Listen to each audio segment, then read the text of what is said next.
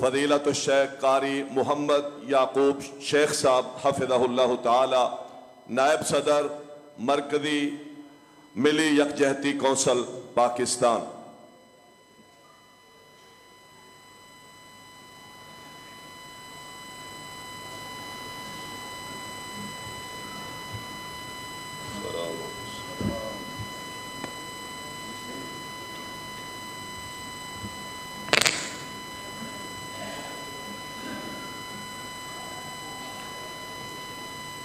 السلام علیکم ورحمۃ اللہ وبرکاتہ۔ الحمد للہ رب العالمین والصلاة والسلام علی سید الانبیاء والمرسلین نبینا محمد بن عبد اللہ وعلی آلہ وصحبہ ومن تبعہم بإحسان الی یوم الدین۔ اما بعد، اعوذ باللہ من الشیطان الرجیم۔ یرفع اللہ الذین آمنوا منکم والذین اوتوا العلم درجات۔ قابل قدر علماء و مشائخ، عمائدین کراچی، قابل قدر عزیز طلباء اور تشریف لانے والے احباب جماعت، کارکنان جماعت، جامعۃ الدراسات الاسلامیہ ملک کا ایک عظیم، جدید، ترقی یافتہ دینی تعلیمی ادارہ ہے، اور دنیا میں جتنے بھی نظام ہائے تعلیم پائے جاتے ہیں، تمام کا سردار نظام تعلیم اگر ہے تو وہ قرآن و سنت کا نظام ہے، قرآن و سنت کی تعلیم ہے۔ اس حوالے سے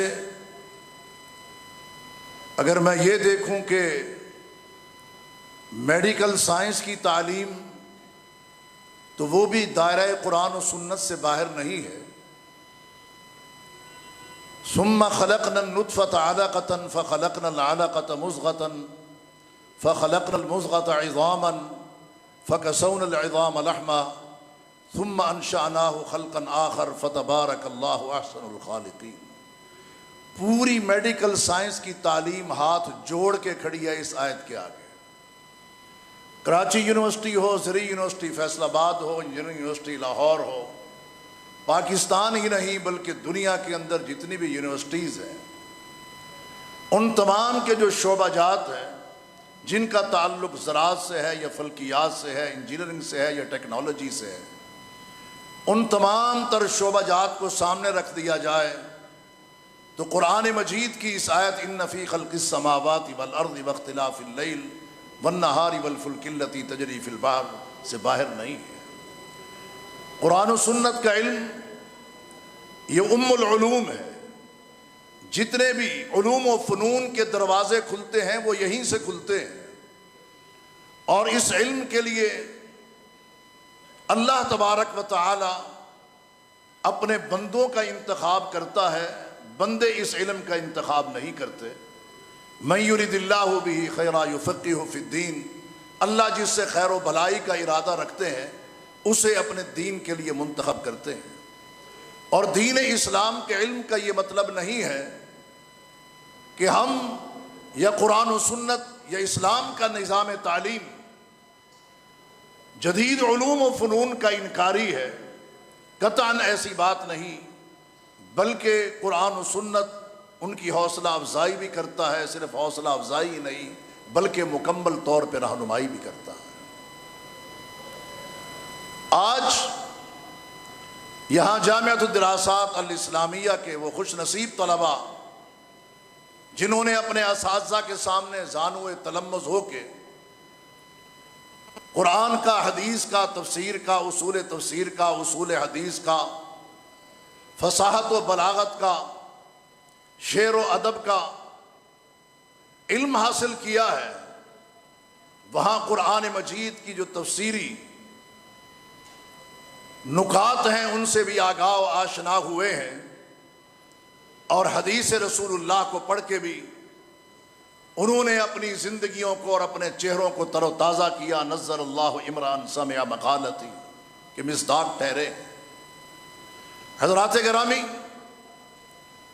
ان کتب احادیث میں سے ایک کتاب ایسی ہے، الجامع المسند الصحیح المختصر من امور رسول اللہ صلی اللہ علیہ وسلم و سننہ و ایامہ، المعروف الصحیح البخاری، جسے امام بخاری رحمۃ اللہ علیہ نے 6 لاکھ احادیث کے مجموعے سے 7,275 احادیث کا انتخاب کیا ہے تکرار کے ساتھ۔ اس کتاب کی تکمیل پر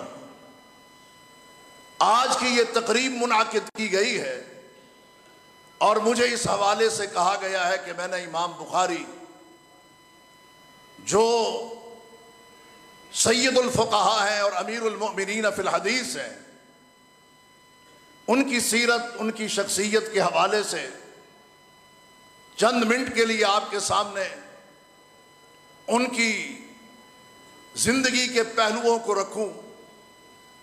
امام بخاری رحمۃ اللہ علیہ، جن کی کنیت ابو عبداللہ تھی، نام محمد تھا، باپ کا نام اسماعیل اور دادا کا نام ابراہیم تھا، اور یہ کیا ہی سلسلہ ذہبیہ ہے کہ یہ تینوں نام وہ ہیں جو انبیاء کے نام ہیں۔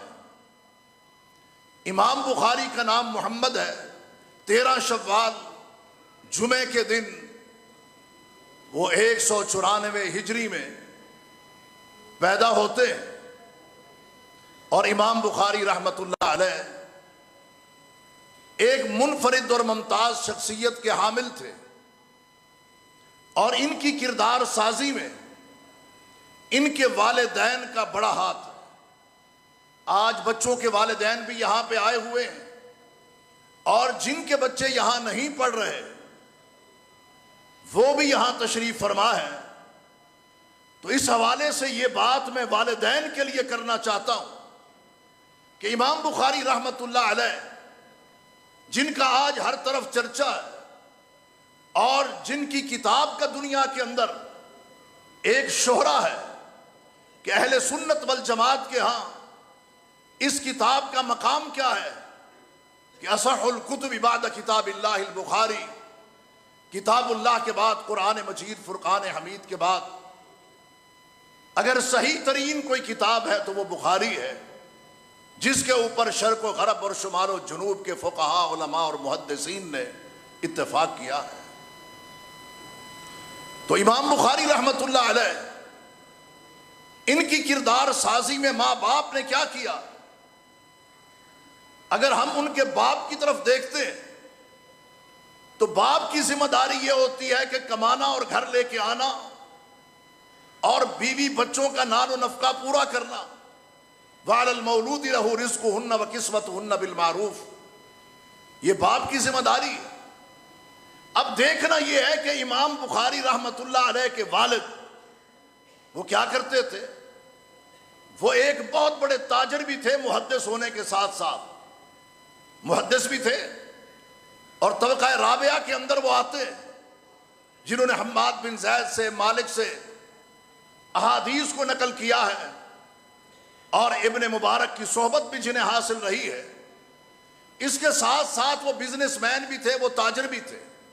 اس سے یہ بات سمجھ آتی ہے کہ ایک محدث، ایک عالم، ایک شیخ الحدیث، وہ بیک وقت شیخ الحدیث ہونے کے ساتھ ساتھ تاجر بھی ہو سکتا ہے، اور ہونا چاہیے۔ تو وہ تاجر تھے۔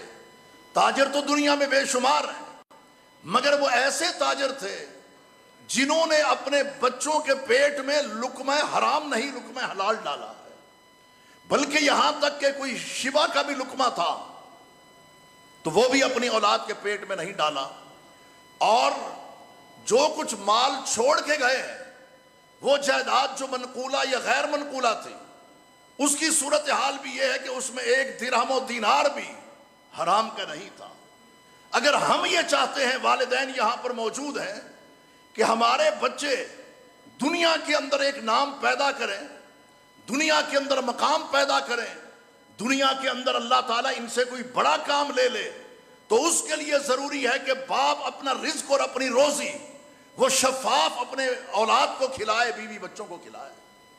اگر لقمہ حرام اندر جائے گا تو نتائج کچھ بھی نہیں نکلیں گے، پھر سارا سلسلہ الٹا چلے گا، سیدھا نہیں چلے گا۔ اور امام بخاری رحمت اللہ علیہ کے والد جب دنیا سے کوچ کرنے لگے تو احمد بن حمید کہتے ہیں کہ وہ کہنے لگے لا اعلم من مالی درہما من حرام ولا درہما من شبہا، یہ بات میں کنفرم کہہ کے جا رہا ہوں کہ جو مال میں چھوڑ کے جا رہا ہوں اس مال میں نہ ایک درہم حرام کا ہے اور نہ ہی ایک درہم شبہ کا ہے، یہ صاف شفاف پاکیزہ حلال مال ہے جو میں چھوڑ کے جا رہا ہوں۔ اب باپ کی ذمہ داری کیا بنتی ہے؟ باپ کی ذمہ داری یہ بنتی ہے کہ اپنی اولاد کو حلال کھلائے۔ اگر وہ چاہتا ہے کہ میری اولاد میری فرما بردار بنے، اللہ کے دین کی وفادار بنے، اللہ کی نمک حلال بنے، محمد الرسول اللہ صلی اللہ علیہ وسلم کی اطاعت گزار اور فرما بردار بنے، تو ان کو یہ چاہیے باپ کو کہ وہ اپنا رزق جو ہے وہ شفاف اور حلال اور پاکیزہ اپنی اولاد کو کھلائے۔ رب العالمین نے انبیاء اور رسل کی جماعت ان کو کیا فرمایا؟ یا ایھا الرسل کلوا من الطیبات واعملوا صالحا۔ انبیاء اور رسل کے بعد اگر کسی کا مقام ہے تو کون ہے؟ اہل ایمان ہے۔ یا ایھا الذین آمنوا کلوا من طیبات ما رزقناکم واشکروا للہ۔ اس کے بعد عام لوگ آتے ہیں، ان کو اللہ نے کیا حکم دیا؟ یا ایھا الناس کلوا مما فی الارض حلالا طیبا، تم نے حلال اور پاکیزہ کھانا۔ اس موقع پر جو جامعات کے معتمم اور مدیر حضرات ہیں، میں ان سے بھی مؤدبانہ اپیل و التجا گزارش اور درخواست کروں گا کہ آپ نے بھی جب مختلف لوگوں سے فنڈ لینا ہوتا ہے آپ اس بات کی ضرور چھان بین کر لیا کریں کہ جس بندے سے آپ پیسے لے رہے ہیں، جس سے آپ چندہ وصول کر رہے ہیں، جس کے لیے ادارے کے لیے اعانت لے رہے ہیں، اور ان طلباء کرام کے لیے آپ وہاں سے کھانے پینے کی اشیاء وصول کر رہے ہیں، اس کا رزق صحیح ہے یا غلط ہے، حلال ہے یا حرام ہے، کہیں اس کا کاروبار سود میں لت پت تو نہیں ہے۔ اگر ہم اس کی تمیز کیے بغیر ان طالبان علوم نبوت کو ایسا مال کھلائیں گے تو پھر آپ توقع مت کیجئے کہ یہ کوئی مثالی کردار ادا کر سکیں گے یا معاشرے کا ماڈل بن سکیں گے یا مثالی انسان بن سکیں گے یا ایسے شخص بن سکیں گے کہ جو منبر مصطفیٰ پر کھڑے ہو کے یہ بباغ دول کلمہ حق کہہ سکیں۔ پھر انہوں نے سوچنا ہے خطبہ دیتے ہوئے بھی کہ اگر میں نے سود پر بات کی تو میری مسجد کا صدر تو سود خور ہے، میں نے پردے کے اوپر بات کی تو سیکٹری صاحب کے گھر والے تو بے پردے ہیں، میں نے فلاں موضوع پہ بات کی تو خزانچی صاحب کی صورتحال یہ ہے۔ تو امام بخاری رحمت اللہ علیہ کے والد نے اس چیز کا اہتمام کیا تھا کہ انہوں نے اپنی اولاد کو رزق حلال کھلایا ہے، پھر بخاری جیسے فرزند بھی پیدا ہوئے ہیں۔ اس میں ماں کا کیا کردار ہے؟ ظاہر ہے ماں کما کے تو نہیں لاتی، ہاں ان عورتوں کے علاوہ جن کو مردوں کے شانہ بشانہ چلنے کا شوق ہے، ماں کا کام گھریلو سیاست کو سنبھالنا ہے، بچوں کی تربیت کرنی ہے اور اپنی اولاد کے لیے دعائیں کرنی ہیں۔ میں آنے والی تمام ماؤں سے بھی یہ گزارش کروں گا کہ اللہ کے فضل کے بعد آپ کی دعائیں ہیں جو اولاد کے لیے بہت بڑا ہدیہ ہے، تحفہ ہے، نعمت ہے، اور یہ دعائیں نسل در نسل چلتی ہیں۔ تو امام بخاری رحمت اللہ علیہ بچپن میں نابینا ہو گئے، بینائی چلی گئی، ماں نے کثرت سے دعائیں کی، اللہ کے آگے گڑ گڑائی، اللہ کے سامنے فریادیں کی، اللہ کے سامنے آنسو بہائے۔ نتیجتاً کیا ہوا کہ سیدنا ابراہیم خلیل اللہ ان کے خواب میں آئے، یا حاضی ہی کہنے لگے اے محمد بن اسماعیل کی ماں، قد رد اللہ علی ابن کی بصرہ، اللہ نے تیرے بیٹے کی بینائی واپس لوٹا دی۔ لوٹانے والی ذات اللہ ہے۔ دعائیں کس نے کی ہیں؟ دعائیں ماں نے کی ہیں۔ اور صبح جب ہوئی تو امام بخاری رحمت اللہ علیہ دیکھ رہے تھے، بینائی واپس پلٹ آئی تھی، ایک ماں کی دعاؤں کا اتنا اثر ہے، تو وہ طالب علم جن کی مائیں یہاں پہ آئی ہوئی ہیں، جو میری آواز سن رہی ہے، اپنی اولاد کو بد دعائیں یا بد دعائیہ کلمات کہنے نہیں چاہیے۔ ضرورت اس بات کی ہے کہ اولاد کے حق میں دعائیں اللہ سے کرنی چاہیے، اور اللہ سے یہ مانگنا چاہیے کہ اللہ میری اولاد سے کوئی ایسا کارنامہ تو لے لے، ایسا فریضہ تو لے لے، اور زندگی کے اندر ایسا کردار ادا کر جائیں کہ کل قیامت کے دن جو ہمارے لیے بھی عزت و سرفرازی کا سبب بنے اور ان کے لیے بھی بنے۔ امام بخاری رحمۃ اللہ علیہ، جن کے متعلق یہ کہا جاتا ہے کہ یہ بہت بڑے محدث تھے، اس میں کوئی شک نہیں، لیکن جہاں تک ان کی فقاہت کی بات آتی ہے تو بعض لوگ یہ کہتے ہیں کہ امام بخاری محدث تو تھے مگر فقیہ نہیں تھے۔ بھائی یہ کس نے کہہ دیا فقیہ نہیں تھے؟ محمد بن بشار سے پوچھو جو خود فقیہ تھے، انہوں نے کیا کہا جب امام بخاری بصرہ میں آئے؟ کہنے لگے قادم الیوم سید الفقہاء، آج کس کی آمد ہے؟ جو فقہاء کا سردار ہے۔ امام بخاری رحمت اللہ علیہ فقط فقیہ نہیں تھے، فقیہ گر تھے۔ جو شخص صحیح بخاری کو توجہ کے ساتھ، انہماک کے ساتھ، غور و خوض کے ساتھ پڑھ لیتا ہے، اللہ تبارک و تعالی اسے درجہ فقاہت تک پہنچا دیتا ہے۔ یہ امام بخاری رحمت اللہ علیہ کا طرح امتیاز ہے کہ جو جو نکات اور احادیث سے جو جو استنباط اور جو استخراج کی اور مسائل کو نکالنے کی صلاحیت رب العالمین نے امام بخاری رحمت اللہ علیہ کو عطا کی ہے، وہ صلاحیت کسی اور میں کم ہی پائی جاتی ہے۔ آپ دیکھیے کہ جو دین اللہ نے ہمیں عطا کیا ہے، یہ دین اسلام اور بخاری دونوں کو سامنے رکھ کے ذرا آپ تقابل کیجئے، موازنہ کیجئے کہ یہ دین اسلام جس کا آغاز وحی سے ہوتا ہے، دین اسلام کا آغاز کس سے ہوتا ہے؟ وحی سے ہوتا ہے۔ امام بخاری اپنی صحیح کی ابتدا اور آغاز کہاں سے کر رہے ہیں؟ کتاب بدء الوحی سے کر رہے ہیں۔ گویا کہ یہ کتاب صرف حدیث کی کتاب نہیں ہے، یہ وہ کتاب ہے جس کے اندر پوری اسلام کی تعلیمات ہیں، اور وحی الہی کی صحیح معنوں میں اگر کوئی تشریح ہے تو وہ الصحیح البخاری ہے۔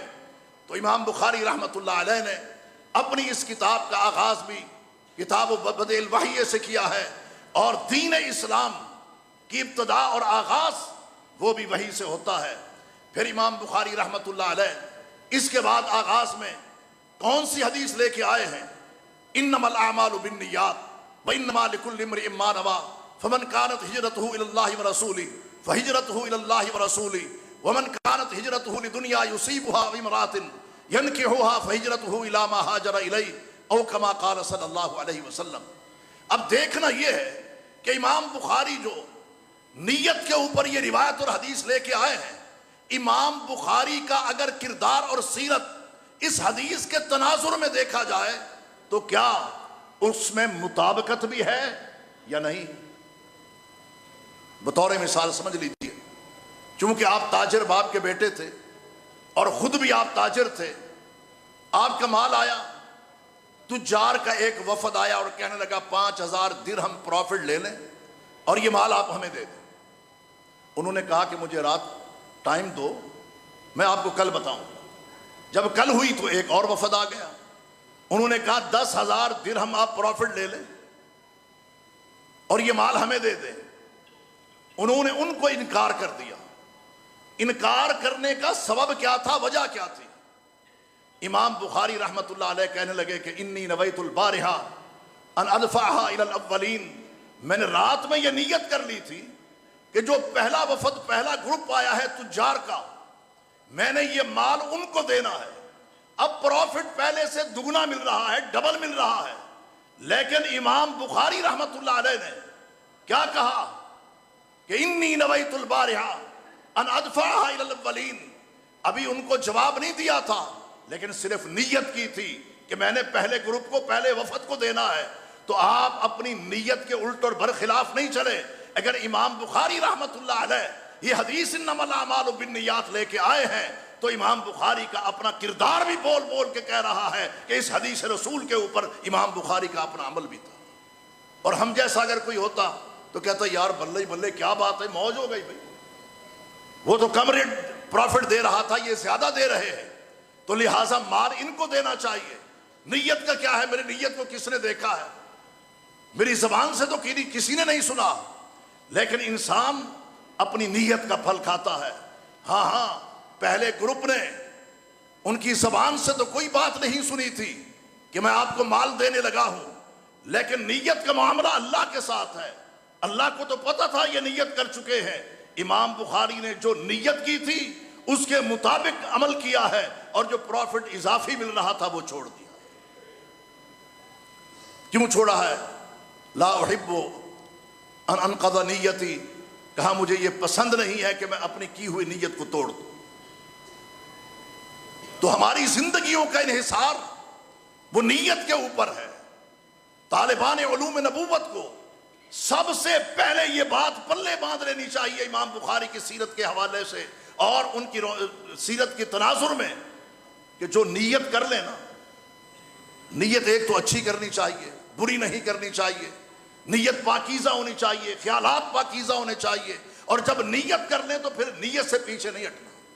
نیت غلط بھی نہ ہو، نیت صحیح ہو، اور صحیح نیت جب کر لے بندہ تو پھر عمل کے لیے کمر بستہ ہو جائے، عمل کے لیے کمر بستہ ہو جائے. تو امام بخاری رحمۃ اللہ علیہ کی یہ صورتحال تھی. اللہ اکبر و کبیرہ. ایسی کوئی معجزاتی شخصیت تھی کہ ابھی چھوٹے ہی تھے، مکتب سکول میں پڑھتے تھے، کہنے لگے الہمت حفظ الحدیث. میں چھوٹا ہی تھا، 9-10 برس کی عمر تھی، تو اللہ تبارک و تعالی نے ان کے اندر حفظ حدیث کی صلاحیت الہامی طور پر پیدا کر دی. ارب و احادیث حفظ کر رہے ہیں. اور جب علامہ الامام الداخلی ان کے حلقہ درس میں جا کے شریک ہوتے ہیں تو وہ روایت بیان کرتے ہوئے کہتے ہیں سفیان عن ابی الزبیر عن ابراہیم. تو اس وقت یہ 11 سال کا بچہ بول اٹھتا ہے کہ امام محترم، استاد محترم، روایت ایسی نہیں ہے. ابی الزبیر جو ہیں وہ ابراہیم سے روایت نہیں کرتے. وہ بڑے تھے، استاد تھے، عالم تھے، محدث تھے، ڈانٹ دیا. لیکن امام بخاری کی یہ کوالٹی تھی اور بچپن سے تھی کہ کلمہ حق کہتے تھے اور ڈٹ کے کہتے تھے، ادب و احترام کے دائرہ میں رہ کے کہتے تھے. انہوں نے پھر کہا استاد محترم آپ اصلی نسخہ کی طرف رجوع کریں، اس کو جا کے دیکھیں. ادب کا دامن بھی نہیں چھوڑا لیکن اپنی بات پر ڈٹ بھی گئے. کانفیڈنس تھا، علم میں پختگی تھی. وقت گزارنے کے لیے سلسلہ نہیں چل رہا تھا، وقت پاس کرنے کے لیے علم حدیث نہیں پڑھ رہے تھے، بلکہ علم حدیث کو انہوں نے محبت سے، لگن سے، لگاؤ سے، پیار سے اور محبت سے اور عمل کی غرض و غایت سے پڑھا. جب علامہ داخلی گئے، جا کے اصلی نسخہ دیکھا تو انہوں نے اس بات کا اعتراف کیا کہ میری غلطی ہے اور آپ صحیح کہہ رہے ہیں. اللہ اکبر و کبیرہ. آپ یہ دیکھیے کہ امام بخاری رحمۃ اللہ علیہ جو سید الفقہاء تھے، امام المحدثین تھے، اللہ تبارک و تعالی نے کمال حافظہ بھی ان کو عطا کیا تھا. اور جو حافظہ ہے، لوگ پوچھتے بھی ہیں کہ دماغ تیز کرنے کے لیے کیا کرنا چاہیے؟ نیکی کرنی چاہیے، بھلائی کرنی چاہیے، اچھائی کرنی چاہیے، گناہ سے بچنا ہے، پاپ سے بچنا ہے. اللہ نے جن چیزوں سے روکا ہے رکنا ہے، جن چیزوں کے کرنے کا کہا ہے وہ کرنی ہے. یہ دین اسلام کا علم یہ روایتی علم نہیں ہے، یہ ایسا علم ہے جس کا عمل سے گہرا تعلق ہے. محدثین یہ کہتے ہیں، امام ابراہیم نے بھی کہا کنا نستعین بالحدیث علی حفظہ بالعمل. ہم احادیث رسول اللہ کو کس طرح حفظ کرتے تھے؟ عمل کر کے. جب انسان حدیث کے مطابق زندگی بسر کرتا ہے اس کو کتاب کا متن بھی حفظ ہو جاتا ہے. کیوں؟ کہ اس کی زندگی اس کے مطابق چل رہی ہوتی ہے، عمل اس کے مطابق اس کا ہو رہا ہوتا ہے. تو انہوں نے کہا کہ ہم جس چیز سے مدد طلب کرتے تھے نا، وہ کیا تھا؟ وہ عمل تھا. عمل کے ذریعے ہم احادیث رسول اللہ کو حفظ کیا کرتے تھے، یاد کیا کرتے تھے. جب انسان وہ عالم دین ہے یا کوئی عام انسان ہے، تاجر ہے، ڈاکٹر ہے، پروفیسر ہے، سائنسدان ہے، انجینئر ہے، جو کوئی بھی ہے، جب وہ حدیث رسول اللہ کے اوپر پڑھنے کے بعد عمل کرتا ہے تو اب گویا کہ وہ حدیث رسول اللہ کا تحفظ اور اس کی حفاظت وہ کس چیز سے کر رہا ہے؟ وہ اپنے عمل سے کر رہا ہے۔ اور ایک عالم دین جب یہ کرے گا تو اس کو پڑھا ہوا علم بھی اللہ تر و تازہ کر دے گا۔ اللہ اکبر و کبیرہ۔ تو امام بخاری رحمۃ اللہ علیہ صاحب کردار شخصیت تھے، اللہ نے اتنا حافظہ دیا تھا کہ حاشد بن اسماعیل کہتے ہیں کہ امام بخاری ہمارے ساتھ پڑھا کرتے تھے، ہم لکھتے تھے وہ نہیں لکھتے تھے، اور ہم نے ان پر تان شروع کر دیا، جس طرح کہ کلاس فیلوز میں بعض اوقات ہوتی ہے بات چیت۔ تو ایک دن وہ کہنے لگے اچھا جو کچھ تم نے پڑھا ہے وہ لے آؤ، تو لے کے گئے، ہم نے ان پر پیش کیا۔ اس کے بعد صورتحال کیا تھی؟ امام بخاری نے 15,000 روایات ہمیں زبانی پڑھائی، سنائی، 15,000 احادیث اس کے علاوہ، اور ساری کی ساری حفظ تھی، کوئی عبارت اوپر پڑھ کے نہیں سنا رہے تھے۔ یہ صورتحال ہے۔ اللہ اکبر و کبیرہ۔ اور الازہری کہتے ہیں کہ ہم سلیمان بن حرب کے پاس تھے، ہم سب لوگ لکھا کرتے تھے، اور جہاں تک محمد بن اسماعیل البخاری کی بات ہے لا یکتب، وہ نہیں لکھا کرتا تھا۔ تو یہ بات ہونے لگی، قیل لہ لماذا لا یکتب، یہ کیوں نہیں لکھتا؟ کہا گیا کہ جب یہ بخارا پلٹ کے جائے گا نا تو اس کو حفظ ہے، یہ وہاں جا کے لکھے گا۔ اس قدر ان کا حافظہ تھا، اور یہ حافظہ، یہ ذہانت، یہ فطانت، یہ ذکا، یہ کس چیز سے آتی ہے؟ یہ نیکی سے آتی ہے، گناہوں کی کثرت سے نہیں آتی۔ طالبان علوم نبوت اس حوالے سے اس چیز کا بطور خاص خیال رکھیں۔ اور جہاں تک ہم اپنے معاشرے میں دیکھتے ہیں، یہ سب لوگوں کے سننے کی بات ہے، صرف جو میری دائیں طرف بیٹھے ہوئے یہ علماء کرام ہیں صرف ان کی نہیں، یہ بائیں طرف بیٹھے ہوئے جو قائدین ہیں صرف ان کے لیے نہیں، جو سامنے بیٹھے ہیں وہ بھی، اور جو مائیں بہنیں اس پروگرام کو اوپر بیٹھے سن رہی ہیں ان کے لیے بھی۔ امام بخاری رحمۃ اللہ علیہ ایک ایسی بیماری جو معاشرے کو کھوکھلا کر دیتی ہے، جو تمام تر فسادات کی جڑ ہے، جس سے انتشار و اختلاف پیدا ہوتا ہے، جس سے ایک دوسرے کو ڈیگریڈ کیا جاتا ہے، جس سے ایک دوسرے کی پگڑیاں اور عزتیں اچھالی جاتی ہیں، وہ کیا ہے؟ وہ غیبت ہے۔ امام بخاری رحمۃ اللہ علیہ کی سیرت سے ہمیں یہ چیز بھی ملتی ہے، اور ظاہری بات ہے ان کی سیرت قرآن و سنت سے باہر تو آئے نہیں۔ انہوں نے کہا جب سے مجھے یہ معلوم ہوا ہے کہ غیبت حرام ہے، میں نے کسی شخص کی غیبت نہیں کی۔ اللہ کا قرآن کیا کہتا ہے؟ لا یغتب بعضکم بعضا ایحب احدکم ان یاکل لحم اخیہ میتا فکرہتموہ۔ کیا تم میں سے کوئی شخص پسند کرتا ہے کہ اپنے مردہ بھائی کا گوشت کھائے؟ غیبت کیا ہے؟ مردہ بھائی کا گوشت کھانا، جو ہم کھاتے ہیں، روزانہ کی بنیاد پہ کھاتے ہیں، دن میں کئی مرتبہ کھاتے ہیں، بوٹیاں کر کر کے کھاتے ہیں، ہمارا منہ خون آلود ہے، ہمارے دانتوں کے اندر مردہ بھائی کا گوشت پھنسا ہوا ہے۔ غیبت یہ نہیں تو اور کیا ہے؟ امام بخاری رحمۃ اللہ علیہ نے کہا کہ میں نے کسی کی غیبت نہیں کی، اور میں یہ نہیں چاہتا کہ کل قیامت کے دن اللہ غیبت کی وجہ سے میری پکڑ کرے۔ وہ اس چیز سے بچے، وہ اس چیز سے دور ہٹیں۔ اللہ اکبر و کبیرہ۔ تو آج ان چیزوں سے ہمیں بھی کنارہ کش رہنے کی ضرورت ہے۔ غیبت نہ کریں، چگلی نہ کریں، اور بالخصوص علماء کرام، کیونکہ آپ لوگ وہ ہیں جو معاشرے کی تعمیر و ترقی کے لیے لوگوں کو عقائد، احکامات، نظریات، ادب و آداب سکھانے اور پڑھانے والے۔ اللہ اکبر و کبیرہ۔ آپ کی یہ ذمہ داری بنتی ہے کہ آپ نے ان چیزوں سے بچنا ہے، اور معاشرے کی آپ نے اصلاح کرنی ہے، اور اس معاشرے کو لے کے آگے بڑھنا ہے۔ اور یہ کتاب بخاری، اللہ اکبر و کبیرہ، جو کتاب بدیع الوحی سے شروع ہوتی ہے، اسلام کی ابتدا بھی بدیع الوحی سے ہوئی ہے، اور توحید پہ آ کے ختم ہوئی ہے، اور تمام انبیاء اور رسل کی بعثت کا مقصد بھی توحید کا پرچار تھا۔ وَلَقَدْ بَعَثْنَا فِي كُلِّ أُمَّةٍ رَسُولًا أَنِ اعْبُدُوا اللَّهَ وَاجْتَنِبُوا الطَّاغُوتَ۔ اور اس کی پہلی آپ روایت دیکھ لیں، وہ بھی غریب ہے اور آخری بھی غریب ہے۔ بَدَأَ الْإِسْلَامُ غَرِيبًا وَسَيَعُودُ كَمَا بَدَأَ غَرِيبًا فَطُوبَى لِلْغُرَبَاء۔ پہلی روایت بھی غریب، آخری بھی غریب، اسلام کی ابتدا بھی غریب، انتہا بھی غریب، شروع اسلام بدیع وحی سے، اور ہماری ہماری تخلیق کا مقصد، انبیاء کی بعثت کا مقصد وہ توحید کا پرچار۔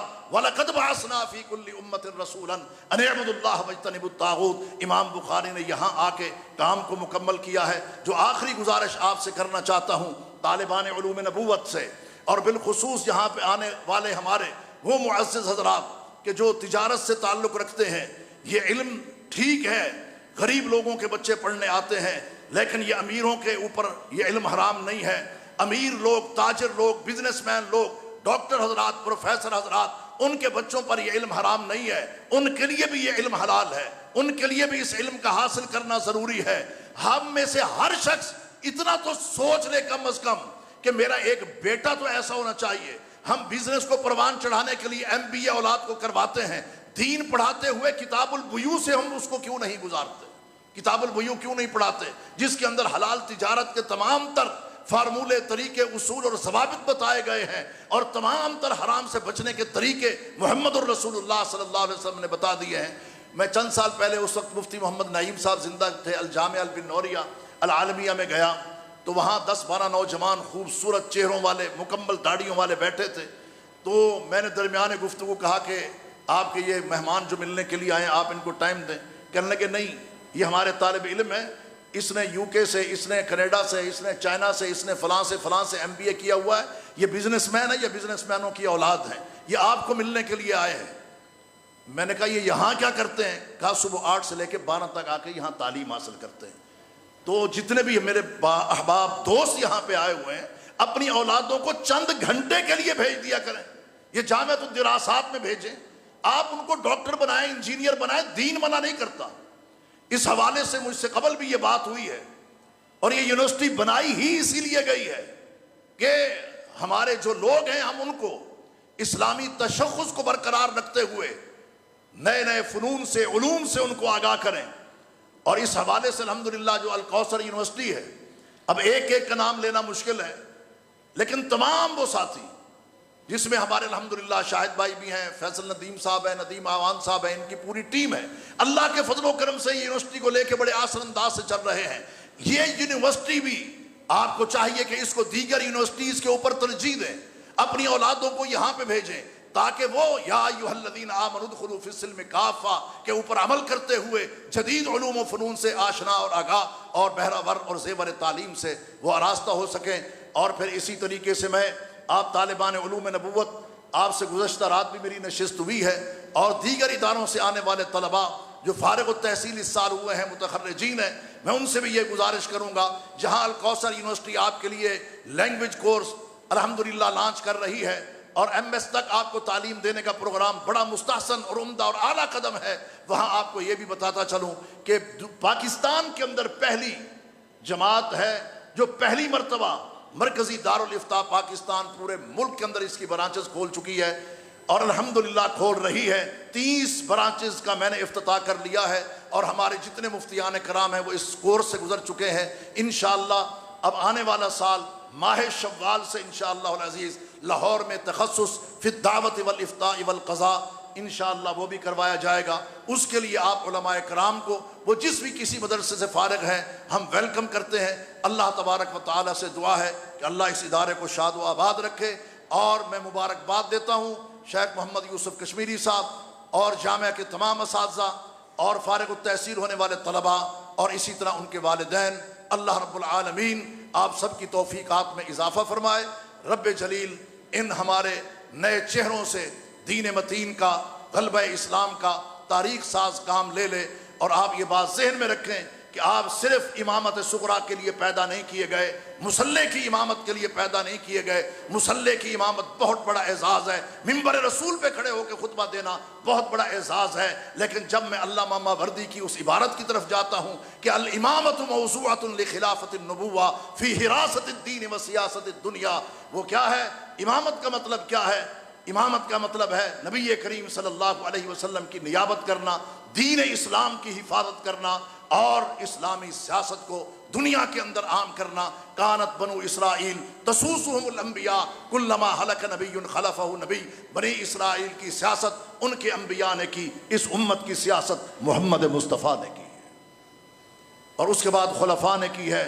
اب العلماء ورثۃ الانبیاء، یہ علماء ہیں جنہوں نے انشاءاللہ مصلی کی امامت کے ساتھ ساتھ اس وقت امامت کبریٰ وہ بھی انشاءاللہ العزیز کرنی ہے، اور یہ آپ کا حق ہے۔ آپ نہیں آئیں گے، ڈاکو، چور، لٹیرے اس جگہ پہ آئیں گے۔ جس طرح مصلی پر آپ کسی بھی ایسے آدمی کو کھڑا نہیں کرتے امامت کے لیے جس کے چہرے پہ داڑھی نہ ہو اور جس کو نماز نہ آتی ہو، مصلی پر کھڑا نہیں کرتے۔ چند لوگوں کی نماز کا مسئلہ ہوتا ہے، سیاست کے مصلی پر، سیاست کے سٹیج پر ایسے لوگوں کو لا کے کھڑا کر دینا کہ جن کو پتہ ہی نہیں کہ سیاست انبیاء کیا ہے، جو گالی گلوچ کو، لیگ پولنگ کو، بکنے بکانے کو، ریٹ لگوانے کو، ایمان اور ضمیر بیچنے کو اپنی سیاست سمجھتے ہیں۔ پھر اس طرح کے لوگ آئیں گے اور ہمارا معاشرہ اسی طرح مسائل کی دلدل میں دھنسا رہے گا۔ اللہ رب العالمین سے یہ دعا ہے کہ اللہ تبارک و تعالی وطن عزیز کو رب اجعل ھذا البلد آمنا، امن کا گہوارہ بنائے، اور اللہ اس ادارے کو اور چلانے والوں کو شاد و آباد رکھے۔ والسلام علیکم ورحمۃ اللہ وبرکاتہ۔ جزاکم اللہ خیرا۔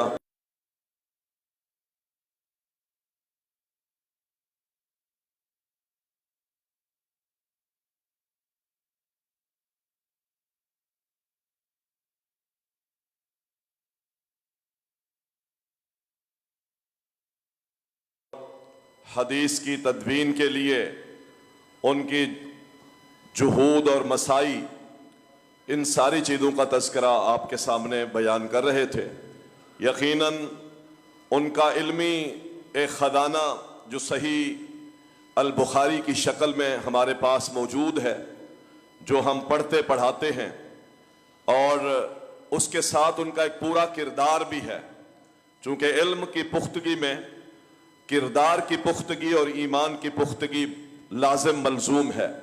آپ نے یہ بات سنی کہ امام بخاری رحمہ اللہ فرماتے ہیں کہ ما غبت منذ سمعت ان الغیبۃ حرام، جب سے مجھے یہ پتہ چلا یہ غیبت حرام ہے، اس وقت سے میں نے غیبت نہیں کی۔ یہ ان کی اس حدیث کے حوالے سے حقیقت میں یہ خلاصہ ہے کہ جس علم کو جانتے ہیں، جس کو پہچانتے ہیں، پھر اس کے خلاف کرنا یہ انسان کے لیے لائق نہیں ہے۔ امام بخاری رحمہ اللہ کا ایک قول ہے کہ کسی مسلمان کے لیے یہ لائق ہی نہیں ہے کہ وہ زندگی کے اپنے کسی لمحے میں اس کیفیت میں زندگی گزارے کہ اس کے دعا کو اللہ تعالیٰ قبول نہ کرے۔ یعنی اس کو ہر حالت میں ایسا رہنا چاہیے کہ جب بھی اپنے اللہ سے دعا کرے اللہ تعالیٰ اس کی دعا کو قبول